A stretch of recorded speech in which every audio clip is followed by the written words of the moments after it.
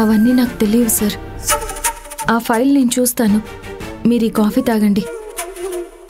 నువ్వు తెచ్చిన కాఫీ కన్నా ఆఫీస్ ఫైల్స్ నాకు ముఖ్యం. నువ్వేం చూడాల్సిన అవసరం లేదులే.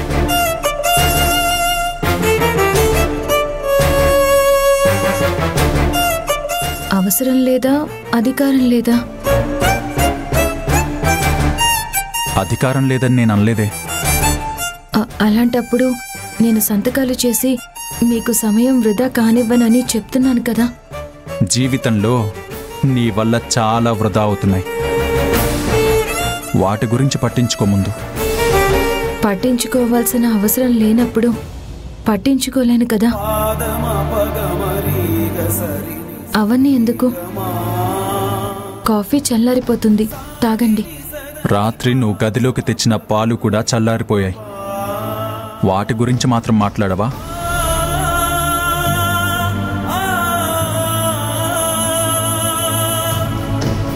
ఆ విషయం ఇప్పుడు అంత ముఖ్యమా?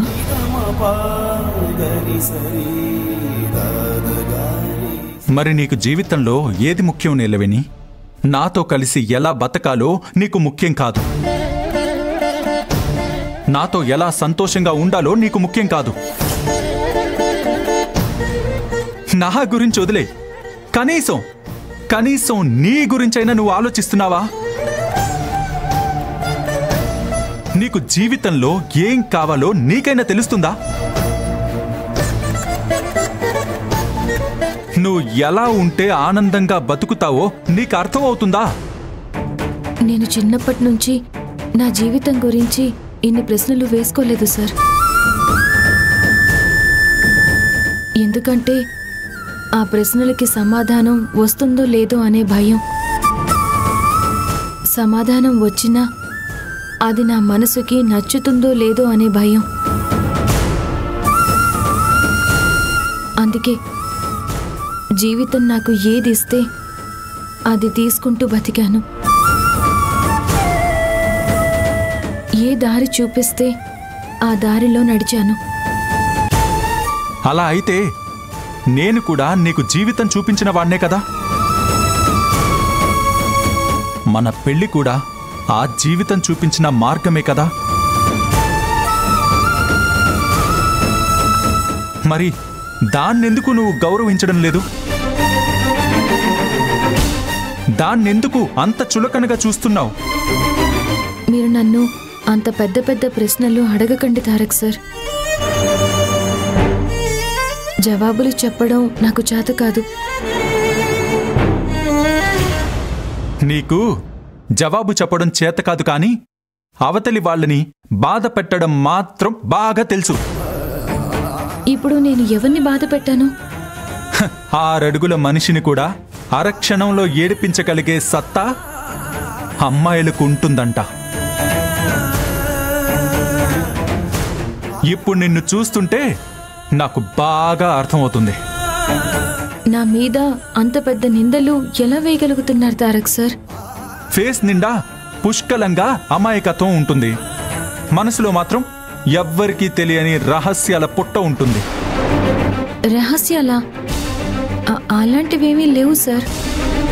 చూడు నీలవేణి, మనం ఒక మనిషిని ఇష్టపడ్డానికి ఒక కారణం ఉంటుంది, ద్వేషించడానికి కారణం ఉంటుంది. అలాగే నువ్వు నన్ను దూరం పెట్టడానికి కూడా ఏదో ఒక కారణం ఉంటుంది. అది ఎందుకో చెప్పు. చెప్పే అంత పెద్ద కారణాలు లేవు సార్. ముందు ఈ కాఫీ తాగండి.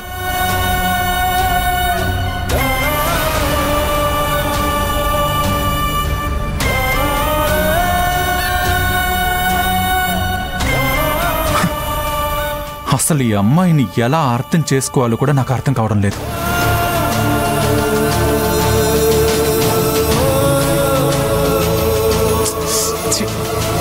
నా శోభనంలాగే ఈ కాఫీ కూడా చటుక్కున చల్లారిపోయింది.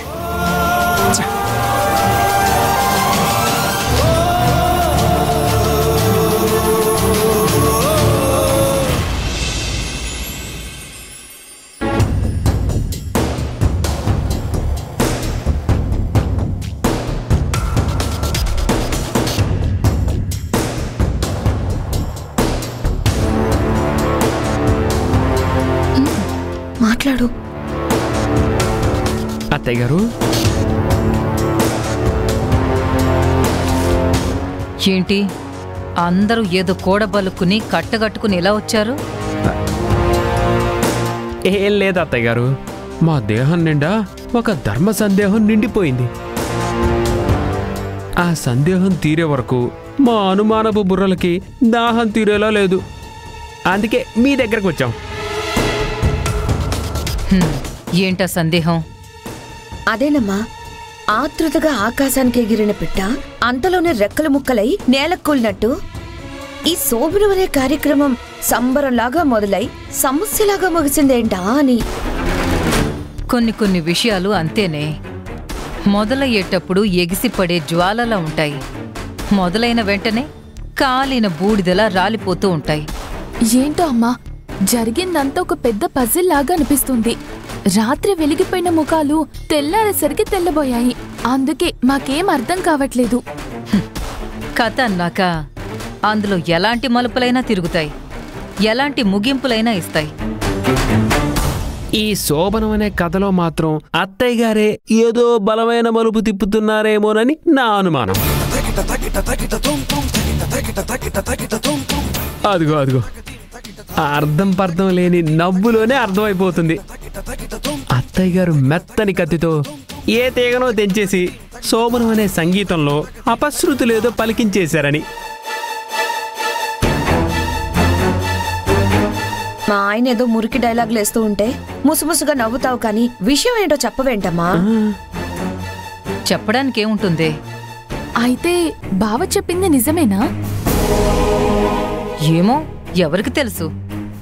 ఎవరి ఆలోచనలు వాళ్ళవి, ఎవరి అనుమానాలు వాళ్ళవి. సరే, నేను బయటికెళ్ళొస్తాను. ఎక్కడికమ్మా? నీలవేణితో కొంచెం పనుంది. తను నేను అలా బయటకు వెళ్ళొద్దాం అనుకున్నాం.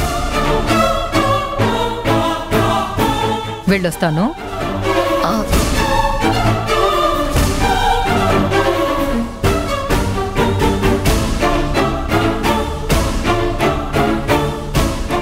పేరు లేని సినిమాలాగా మీ అమ్మేంటి కాంచనా మనకేదో పిచ్చి సినిమా చూపిస్తున్నట్టుంది.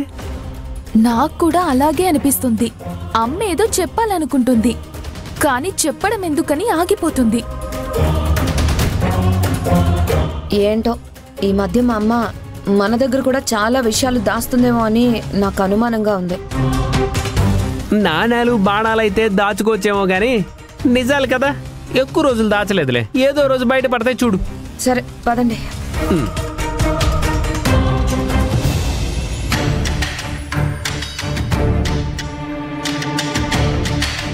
కాదంబరి అమ్మగారు ఎక్కడికి తీసుకెళ్తున్నారు? ఎందుకు తీసుకెళ్తున్నారు? ఏదేమైనా అమ్మగారిలో చాలా మార్పు వచ్చింది.